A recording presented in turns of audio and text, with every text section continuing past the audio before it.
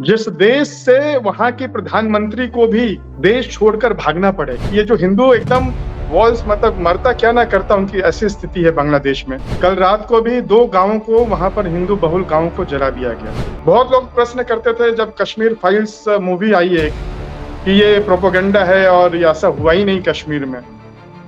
आज हम बांग्लादेश में कश्मीर को होते हुए देख रहे हैं, क्योंकि बांग्लादेश में अगर कोई इलेक्शन जीतता है तब भी हिंदू मरते हैं, कोई इलेक्शन हारता है तब भी हिंदू मरते हैं, और इस तरह की स्थिति है। तो कोई भी घटना होती है हिंदू को ही बलि का बकरा बनना पड़ता है।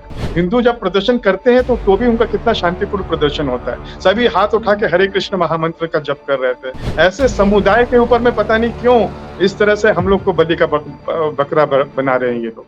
नमस्कार, आप देख रहे हैं अमरुजाला.com। मैं हूं आपके साथ पल्लवी और आज हमारे साथ एक बेहद खास मेहमान जुड़ रहे हैं। हमारे साथ जुड़ रहे हैं कोलकाता इस्कॉन के वाइस प्रेसिडेंट राधा रमन दास। सर, बहुत बहुत स्वागत है सर आपका। हरे कृष्णा। हरे कृष्णा। तो आज चूंकि बात हम इस्कॉन की कर रहे हैं, तो ऐसे में जो आज टॉपिक है हमारा वो बांग्लादेश है। बांग्लादेश में जो इस वक्त हो रहा है वो वाकई दिल दहला देता है। और फिलहाल बांग्लादेश में क्या कुछ अपडेट है, क्योंकि खुद राधा रमन दास जी लगातार वहां पर जुड़े हुए हर एक शख्स से बातचीत कर रहे हैं, वहां की सारी अपडेट्स इकट्ठा करने की कोशिश कर रहे हैं। लेकिन इस बीच आप सबको जान लेना ये ज़्यादा ज़रूरी है कि बांग्लादेश बांग्ला लोगों का देश है। ऐसे में वहाँ इस वक्त जो हिंदू अल्पसंख्यक हैं उनके साथ जो भी हो रहा है वो वाकई चिंता का विषय है। लेकिन वहाँ इस वक्त ऐसी कौन सी आग फैली हुई है जो बुझने का नाम नहीं ले रही है। अंतरिम सरकार के गठन के बाद भी वहाँ के जो हालात हैं वो सुधर नहीं पा रहे हैं। इन्हीं सब मसलों पर बातचीत करने के लिए हमारे साथ राधा रमन दास जी मौजूद हैं। सर, मेरा आपसे पहला सवाल तो यही होगा कि फिलहाल बांग्लादेश की जो स्थिति है, अभी जो आपके पास खबरें निकल कर सामने आ रही हैं, जो भी बात आप इस वक्त वहाँ से जुड़े हुए लोगों से कर रहे हैं, उसमें क्या कुछ तथ्य निकल कर सामने आ रहे हैं? स्थिति बहुत ही दुखद है। जब भी मैं फोन करता हूं बांग्लादेश, दिल को दहला देने वाली खबरें आती हैं। कल रात को भी 2 गांवों को, वहां पर हिंदू बहुल गांवों को जला दिया गया। और हमने देखा कि 2 दिन पहले जो हिंदू थे वो ढाका, चिटगांव और अन्य अन्य शहरों में भी उन्होंने एक साथ निकल के प्रोटेस्ट किया। चिटगांव में 7 लाख हिंदू वो निकल के बाहर आए घरों से, और उन्होंने अपनी डिमांड रखी सरकार से कि हमें सुरक्षा प्रदान की जाए। वो सुरक्षित नहीं है। लेकिन ये भी खबरें आई कि जब रैली के बाद में जब वो अपने अपने घर गए हिंदू, तो कई जो रैली में जिन्होंने पार्टिसिपेट किया था उनके घरों में भी आक्रमण किया और उनको पीटा गया, मारा गया, और ये बोला गया कि और इनको ऐसा सबक सिखाओ कि फिर से ये रैली ना कर सके। तो इस तरह मानव अधिकार का हनन हो रहा है बांग्लादेश में। इवन जब रैली कर रहे थे, जब लोग ये जो हिंदू एकदम वॉल्स मतलब मरता क्या ना करता, उनकी ऐसी स्थिति है बांग्लादेश में।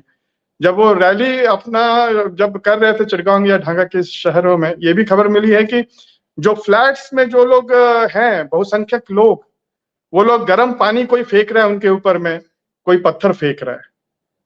बताइए, ये जो हिंदू हैं, इसी बंगाल जो है, वेस्ट बंगाल, ईस्ट बंगाल, ये पूरा बंगाल महाभारत कालीन ये हिंदुओं का देश है।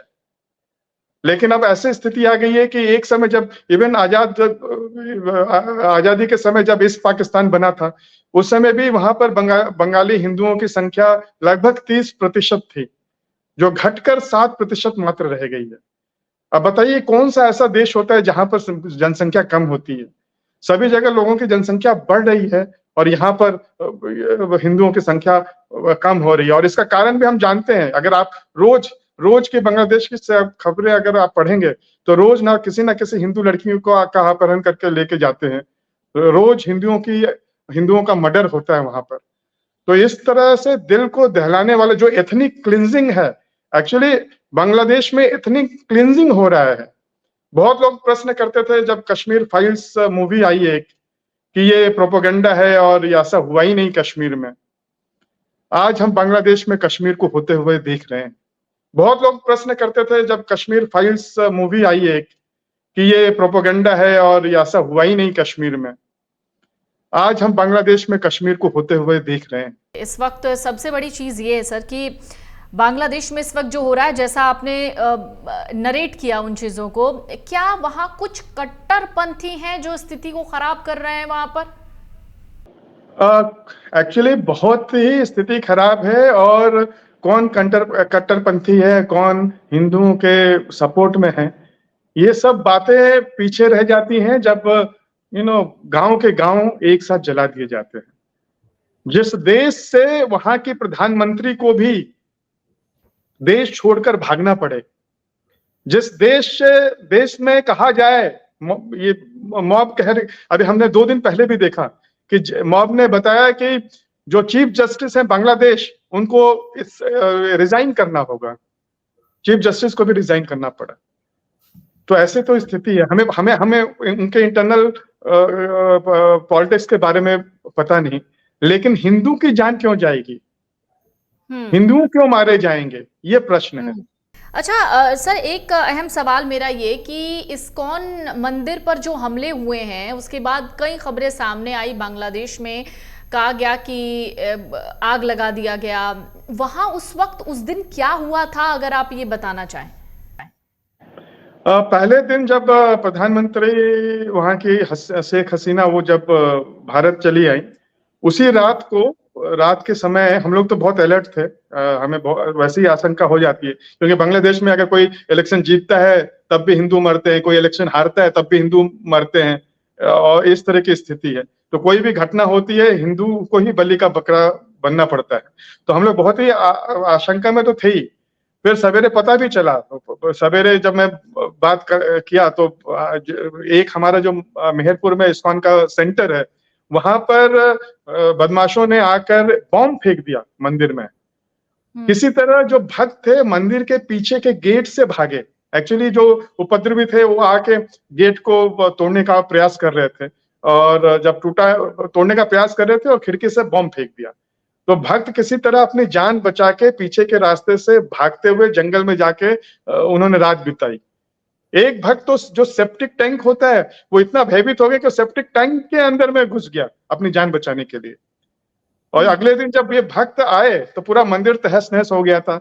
हम लोग ने देखा दिल को दहला देने वाला चित्र के किस तरह जो विग्रह थे जगन्नाथ बलदेव सुभद्रा के, वो जमीन में पड़े थे। वो तस्वीरें सामने आई थी। जी जी जी। और ये भी देखा कि किस तरह से जो वहां पर जितना भी कीमती वस्तु था, मंदिर का प्रॉपर्टी जो भी ले जा सके वो लेके चले गए और बाद में आग लगा दी। इवन किचन में जो राशन होता है उसको भी उन्होंने नहीं छोड़ा। अच्छा, कुछ पुजारी भी वहां से भाग गए थे क्या सर? ऐसी भी खबरें थी। जी, बहुत सारे हमारे सेंटर हैं वहां पर, तो बहुत सारे सेंटर से हमारे भक्त भागे हुए हैं, अभी भी भागे हुए हैं। जहां पर संख्या उनकी कम है, वहां मंदिरों में नहीं है। भगवान को, अपने डेटीज, अपने आराध्य को लेकर अपने साथ वो लोग कहीं छुपे हुए हैं। तो स्थिति ऐसी है। जो बड़े मंदिर हैं चिटगांग में, वहां पर आपने देखा कि किस तरह चिटगांग में सारे भक्त जब निकल के आए, तो आपने ये भी दृश्य देखा कि हमारे जब हिंदू जब प्रदर्शन करते हैं तो भी उनका कितना शांतिपूर्ण प्रदर्शन होता है। सभी हाथ उठा के हरे कृष्ण महामंत्र का जप कर रहे थे, हर हर महादेव बोल रहे थे, जय सिया राम बोल रहे थे। इतने शांतिप्रिय जो हिंदू कम्युनिटी है, जो एक चींटी को भी अकारण क्षति नहीं पहुंचाती।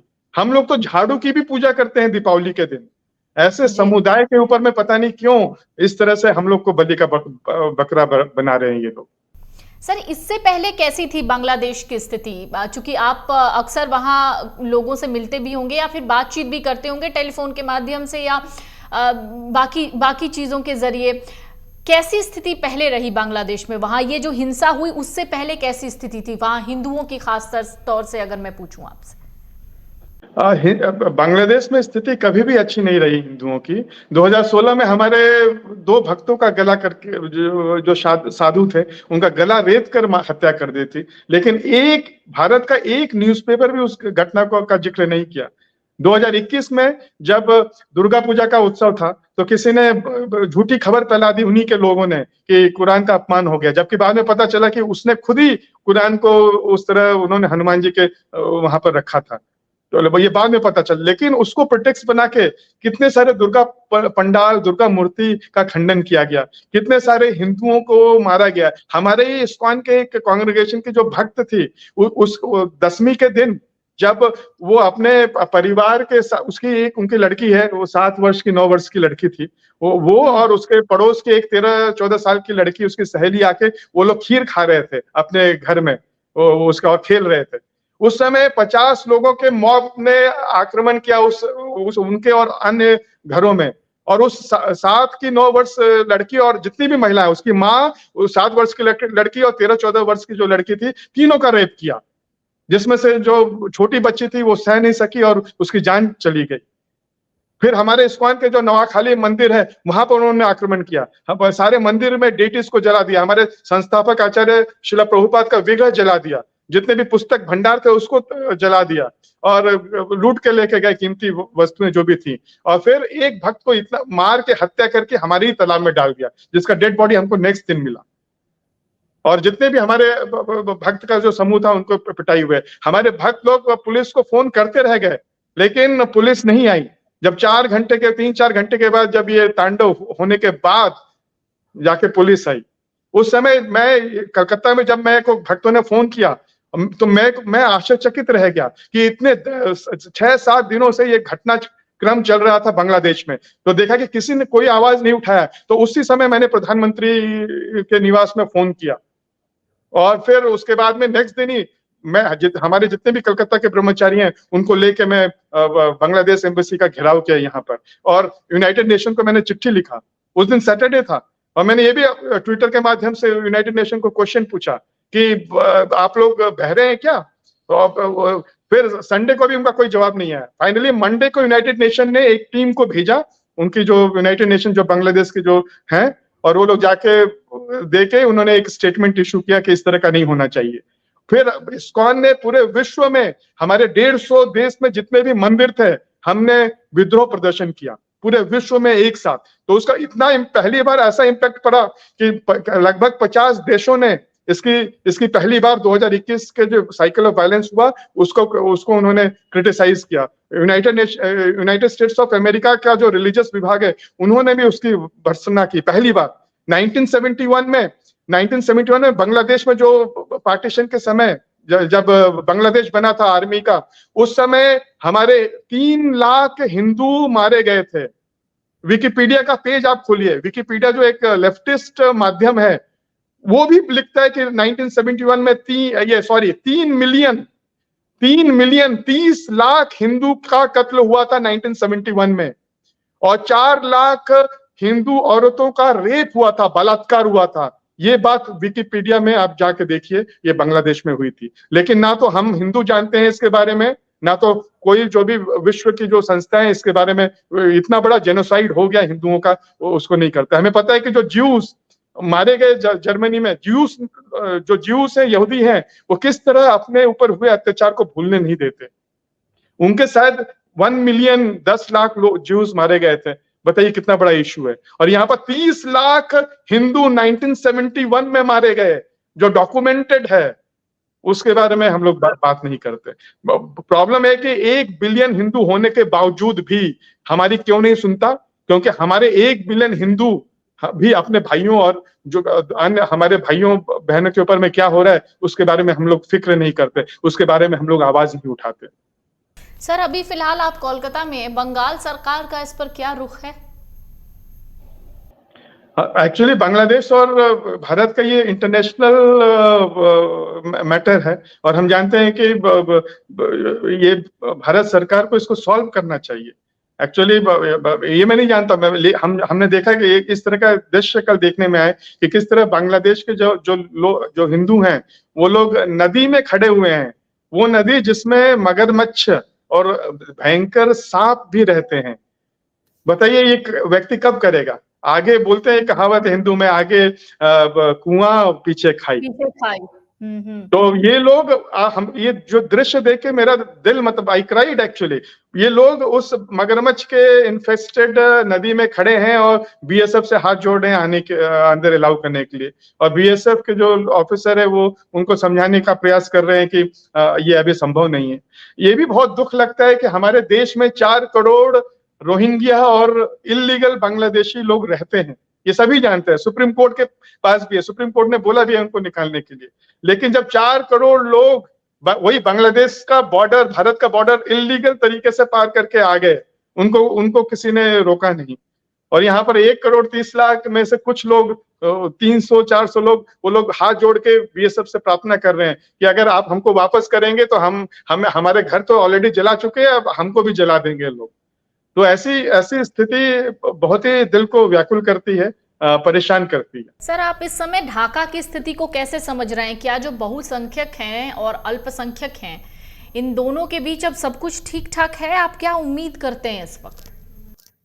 मैं उम्मीद करता हूं कि जो मोहम्मद यूनिस ने, वहां के जो केयर टेकर प्राइम मिनिस्टर हैं, उन्होंने आश्वासन दिया है। उन्होंने यहां तक कहा है कि अगर अगर ये जो दंगा है माइनॉरिटीज के खिलाफ, अगर ये नहीं रुकेगा तो मैं रिजाइन कर दूंगा। तो उन्होंने आज के दिन वो मिलने भी वाले हैं, हमारे जो रिप्रेजेंटेटिव है, हिंदू लीडर्स हैं हमारे वहाँ के, और उनका जो डिमांड है, उनके डिमांड के साथ में वो हिंदू लीडर और उनकी मीटिंग है। तो हम लोग वेट कर रहे हैं। लेकिन मेन चीज है कि जब ढाका में, चलिए ठीक, स्थिति ठीक हो जाएगी, चिटगांग में शहर है, वहां पर स्थिति ठीक हो जाएगी, आर्मी कंट्रोल कर लेगी। लेकिन उस विलेज उस गांव की स्थिति बहुत ही भयंकर है, जहां पर न तो पुलिस है। हमने ये भी भक्तों से सुना कि वहां पर बहुत सारे पुलिसों की हत्या करके लटका दिया गया था। उसके बाद से पुलिस जो अधिकारी हो भागे हुए हैं, बहुत सारे पुलिस स्टेशनों को जला दिया गया है। इसीलिए यूनाइटेड नेशन को मैंने ईमेल लिखा 2-3 दिन पहले, और ईमेल में मैंने 4 चीजें मैंने डिमांड की है कि पहले तो इसका क्रिटिसाइज किया जाए, और चौथा चीज जो मैंने डिमांड किया है कि जो यूनाइटेड नेशन की जो पीस कीपिंग फोर्स है, उसको तत्काल रूप से बांग्लादेश में भेजनी चाहिए। ये डिमांड मैंने 2021 में भी उनसे की थी, लेकिन इसके ऊपर में कोई कार्रवाई नहीं हुई। मेरे ईमेल जाने के बाद में वहां के जो सेक्रेटरी जनरल है, उन्होंने क्रिटिसाइज किया है कि ये जो बांग्लादेश में हो रहा है माइनॉरिटीज के खिलाफ में, ये खराब है। लेकिन सिर्फ क्रिटिसाइज करना उनकी समस्याओं को हल नहीं करता है, हमें प्रैक्टिकल सोल्यूशन सोचना पड़ेगा। पीस कीपिंग जो फोर्स होती है, हमें पता है कि अलग अलग देशों से जो सेना की टुकड़ी होती है, उसके लोग जाते हैं, और जो सेंसिटिव इलाके होते हैं वहां पर उनका प्रेजेंस रहता है।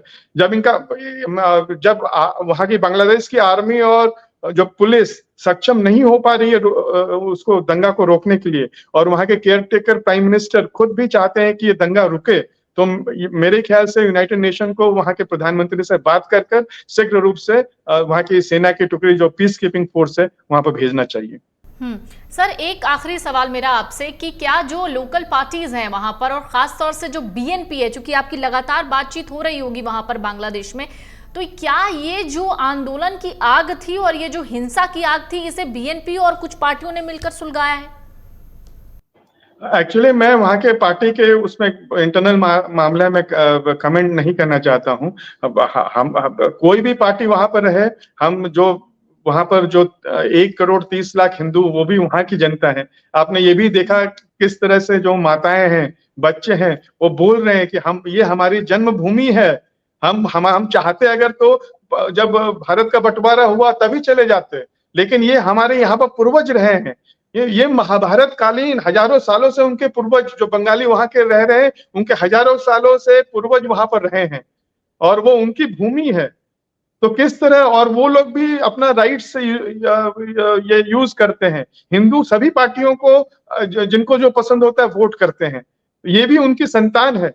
हमारा यही अपील है कि जो भी वहां पर पार्टी हो, अगर वो जो 1,30,00,000 जो हिंदू हो, उनको अपनी संतान की तरह रखेंगे, तो ऑफ कोर्स ये लोग भी तो वो डेमोक्रेसी के पार्ट है, वो लोग भी उनको वोट करेंगे। सर, आपका बहुत बहुत शुक्रिया हमसे बातचीत करने के लिए, और उम्मीद करते हैं कि फिलहाल जिस बांग्लादेश के बारे में जिक्र करके हमारा खून खौलता है, जिस बांग्लादेश के बारे में जिक्र करके इस वक्त हमें सबसे बुरा लगता है, और उस हिंसा की आग को, उस हिंसा की तस्वीर को देखकर, और अभी जो हो रहा है इन सब को देखकर जब कलेजा मुंह को आता है, ऐसे में हम उम्मीद करते हैं कि आने वाले दिनों में बांग्लादेश की स्थिति बेहतर हो। और ये भी उम्मीद करते हैं कि सर आप एक तरीके से आगे बढ़कर और भी चीज़ों को समझने और देखने की जिस तरह से कोशिश कर रहे हैं उसे और को बढ़ाते रहिए, और उम्मीद करते हैं बांग्लादेश में भी फिलहाल स्थिति कुछ दिनों में अच्छी हो जाए। बहुत बहुत शुक्रिया सर आपका हमसे बातचीत करने के लिए, जुड़ने के लिए। अगर आप ये वीडियो YouTube पर देख रहे हैं तो हमारे चैनल को सब्सक्राइब करें और बेल आइकन को दबाना ना भूलें। अगर आप Facebook पर ये वीडियो देख रहे हैं तो हमारे पेज को लाइक करें।